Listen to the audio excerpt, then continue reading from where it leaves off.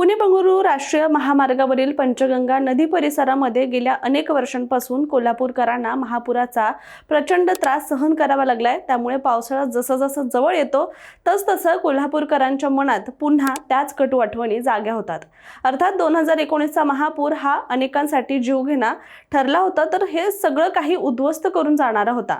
त्यानंतर नागरिकांनी या भागामध्ये सुरक्षित असा उड्डाणपूल व्हावा अशी जोरदार मागणी सुद्धा केली होती आणि या नागरिकांच्या मागणीची दखल घेत तो निर्णय मंजूर सुद्धा झाला होता।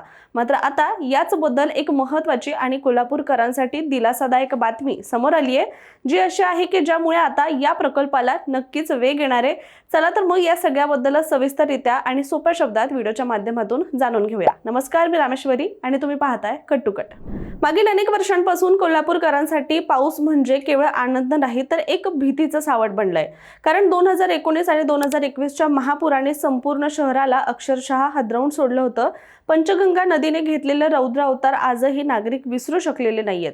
सखल भागामध्ये पाणी साचलेलं आणि त्यातच पुणे बंगळुरू राष्ट्रीय महामार्ग पूर्णपणे पाण्याखाली गेला। परिणामी हा महत्त्वाचा महामार्ग अनेक दिवस बंद ठेवण्याची वेळ सुद्धा आली होती।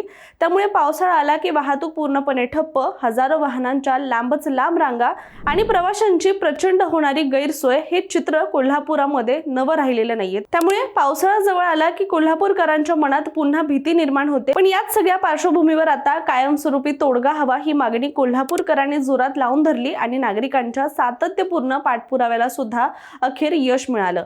म्हणजेच मग घेतला गेला एक मोठा आणि निर्णायक निर्णय, म्हणजे अर्थात पंचगंगा नदीकाठी उभारला जाणार आहे भव्य पिलर उड्डाणपूल, ज्यासाठी जवळपास 900 कोटी रुपयांच्या या महत्त्वाकांक्षी प्रकल्पाला केंद्रीय वाहतूक मंत्री नितीन गडकरी यांनी हिरवा कंदील दाखवला होता आणि कोल्हापूरकरांसाठी आशेचा किरण निर्माण झाला होता। बरं, याबद्दलचा सुद्धा आपण एक व्हिडिओ याआधी सुद्धा सविस्तररित्या केलेला आहे, त्यामुळे तो सुद्धा तुम्ही आपल्या चॅनलवर नक्कीच बघू शकता। आता आपण वळूया आत्ताच्या अपडेटकडे।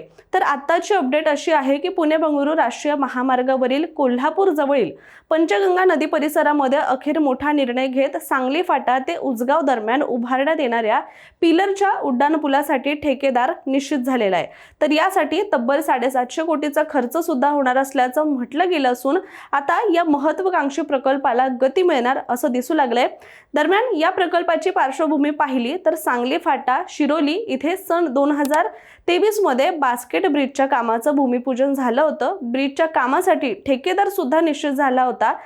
दरम्यान भरावाऐवजी पिलरच्या पुलाला केंद्र सरकारने मंजुरी दिली, पण भरावाचा पूल म्हणजे असा पूल ज्यामध्ये नदी, नाला किंवा सखल भाग ओलांडण्यासाठी मोठ्या प्रमाणात माती, दगड किंवा मुरुम टाकून रस्ता उंच केला जातो। म्हणजेच पाण्याच्या जागेमध्ये भराव टाकून वरून सरळ रस्ता तयार केला जातो। पण यामध्ये एक समस्या आहे, ती अशी की पाण्याला जाण्यासाठी फारच कमी जागा ठेवली जाते आणि त्यामुळे पाण्याचा प्रवाह हा कमी होतो आणि त्यामुळे पुन्हा एकदा पावसाळ्यामध्ये ह्याचा काही उपयोग होत नसला तरी सुद्धा मग पुन्हा पुराच्या संकटामध्ये याची अधिकच भर होते आणि महापुरासाठी याचा काहीही उपयोग होत नाही। दरम्यान यानंतर नव्या प्रस्तावामध्ये पिलरच्या उड्डाणपुलासोबतच बास्केट ब्रिजचा सुद्धा समावेश करण्यात आला होता।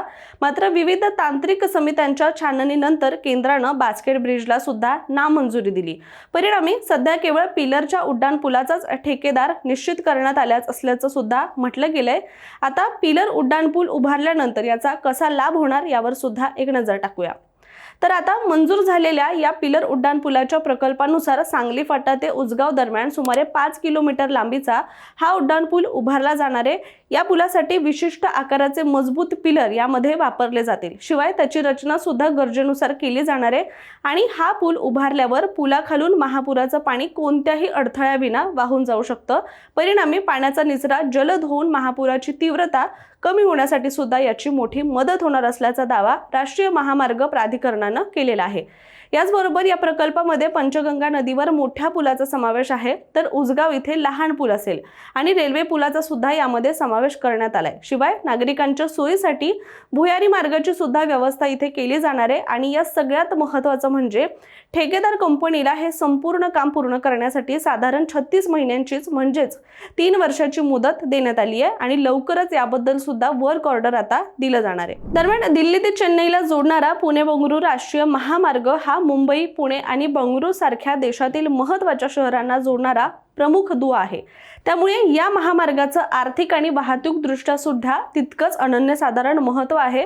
त्यातच कोल्हापूर हा औद्योगिक आणि कृषीदृष्ट्या प्रगत जिल्हा असल्यामुळे इथे लॉजिस्टिक आणि माल वाहतुकीची मोठ्या प्रमाणावर उलाढाल होत असते। याच पार्श्वभूमीवर उभारण्यात येणारा 6 पदरी उड्डाणपूल हा केवळ एक पायाभूत सुविधा प्रकल्प नसून तो संपूर्ण परिसराच्या विकासाला चालना देणारा नक्कीच ठरेल आणि या पुलामुळे माल वाहतुकीचा वेळ मोठ्या प्रमाणात कमी होईल, इंधनाची बचत होईल आणि वाहतुकीची गती सुद्धा वाढेल। परिणामी कोल्हापूरकरांच्या व्यापार आणि उद्योग क्षेत्राला एक नवी ऊर्जा मिळेल असं देखील म्हणता येणार आहे। इतकंच नाही तर या प्रकल्पाचा फायदा केवळ शहरापुरता म्हणजेच फक्त कोल्हापूर पुरता मर्यादित न राहता कागल, हातकणंगले, करवीर आणि आसपासच्या ग्रामीण भागाला सुद्धा याचा फायदा होणार आहे। शेतमालाची जलद वाहतूक होईल, उद्योगधंद्यांना सुलभ संपर्क आणि पर्यटनाला एक मिळणारी गती यामुळे संपूर्ण भागाचा आर्थिक चेहरा-मोहरा बदलण्याची क्षमता या प्रकल्पामध्ये आहे असं देखील म्हटलं जातंय। सर्वात महत्त्वाचं म्हणजे भविष्यात वाढणारी वाहतूक कोंडी आणि वारंवार येणाऱ्या या पुराचा धोका लक्षात घेता हा प्रकल्प दीर्घकालीन उपाय म्हणून सुद्धा पाहिला जातोय। पूर आला तरी सुद्धा मग यापुढे वाहतूक ठप्प होणार नाही, उद्योगधंद्यांची चाकं थांबणार नाही आणि नागरिकांना सगळ्यात महत्त्वाचं म्हणजे जीव मुठीत धरून प्रवास करण्याची वेळ यापुढे येणार नाहीये आणि हीच या प्रकल्पाची खरी अपेक्षा आहे आणि खरी ताकद आहे असं देखील म्हणता येईल। एकूणच अनेक वर्षांपासून महापुराच्या तडाख्यामध्ये होरपळणाऱ्या कोल्हापूरकरांसाठी हा प्रकल्प केवळ विकासाचा नाही तर त्याचं जीवनमान बदलणारा प्रकल्प आहे असं देखील म्हणता येणार आहे। त्यामुळे आता अपेक्षा आहे ती म्हणजे या प्रकल्पाच्या पूर्णत्वाची। तोपर्यंत आपण इथेच थांबूया। मात्र तुम्ही अशा माहितीपूर्ण व्हिडिओसाठी कट टू कटच्या आमच्या YouTube चॅनलला सबस्क्राइब करायला विसरू नका। त्याचबरोबर फेसबुक आणि इंस्टाग्राम पेज सुद्धा नक्की फॉलो करा।